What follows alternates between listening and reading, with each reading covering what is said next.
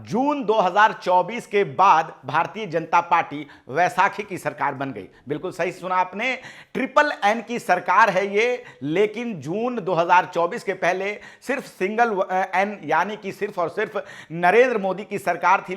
लेकिन जिस प्रकार से जून 2024 में बीजेपी ने नारा दिया 400 का, लेकिन आके मामला ठहरा 240 पे, बैसाखी की सरकार बन गई। इसमें नीतीश और नायडू एक बहुत बड़े सहयोगी के रूप में उभरे। उसके बाद से भारतीय जनता पार्टी कई मामलों में फैसला लेने में हिचकती है।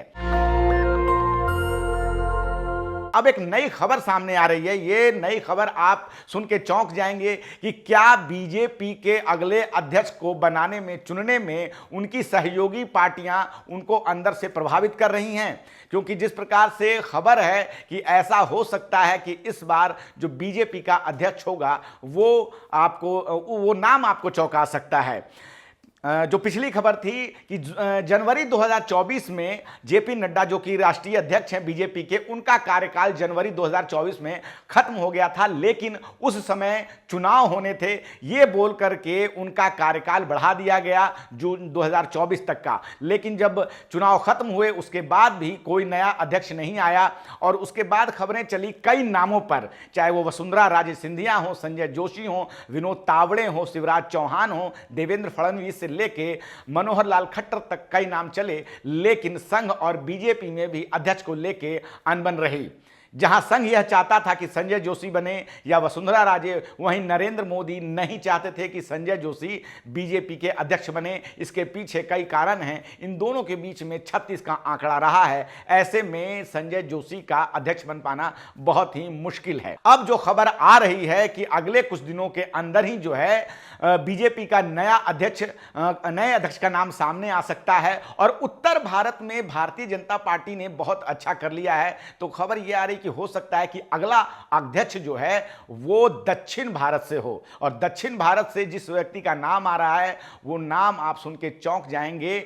नाम आ रहा है डी पुरंदेश्वरी का। जी बिल्कुल सही सुना आपने, दुर्गावती पुरंदेश्वरी, जो कि आंध्र प्रदेश की बीजेपी की प्रदेश अध्यक्ष हैं। लेकिन इसमें चौंकने वाली बात क्या है? तो चौंकने वाली बात यह है कि डी पुरंदेश्वरी जो है वो एनटी रामाराव की बेटी हैं। इसका मतलब यह हुआ कि वो चंद्रबाबू नायडू की साली लगती हैं। और ऐसा कहा जा रहा है कि चंद्रबाबू नायडू चाहते हैं कि बीजेपी का जो अगला अध्यक्ष हो वो दक्षिण भारत से हो। और वो डी पुरंदेश्वरी अगर बनती हैं तो कहीं ना कहीं आंध्र प्रदेश को इसका बहुत ज्यादा लाभ मिलेगा और चंद्रबाबू नायडू को भी इसका राजनीतिक फायदा होगा। कहीं ना कहीं इस बात में आगे से पार्टी के फैसले लेने में वो अपनी भूमिका निभाएंगी। और ये इस बात को सोचने में हमें कोई गुरेज नहीं कि अगर डी पुरंदेश्वरी अध्यक्ष बनती हैं तो ऐसा हो सकता है कि कई मामलों में जो है नायडू की जो है भूमिका और ज्यादा बढ़ जाएगी।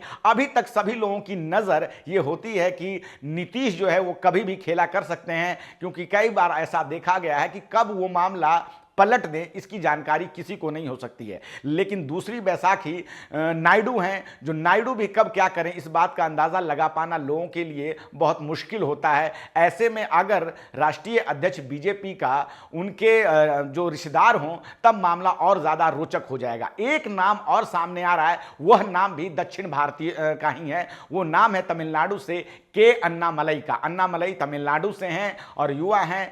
यह भी हो सकता है कि अन्नामलई को बीजेपी का अध्यक्ष बना दिया जाए, क्योंकि उत्तर भारत में कई राज्यों में बीजेपी की सरकार तो है लेकिन दक्षिण भारत में उनकी सरकार नहीं है। कर्नाटक ही एक ऐसा स्टेट है जहां पे उनकी सरकार बनी है, लेकिन अन्य राज्यों में अभी तक वो प्रभावशाली प्रदर्शन नहीं कर पाए हैं।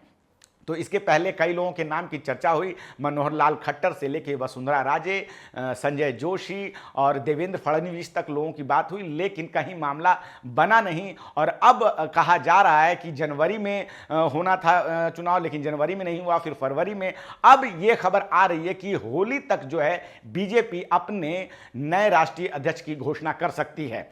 तो ये खबर अब देखने वाली होगी कि आने वाले समय में क्या होता है। लेकिन इस बात को सोचने में हमें अब कोई गुरेज नहीं कि अगर अगर भविष्य में ऐसा होता है कि डी पुरंदेश्वरी बीजेपी की राष्ट्रीय अध्यक्ष बन जाती हैं तो आप समझ सकते हैं कि बीजेपी को प्रभावित करने में नायडू की कितनी भूमिका होगी।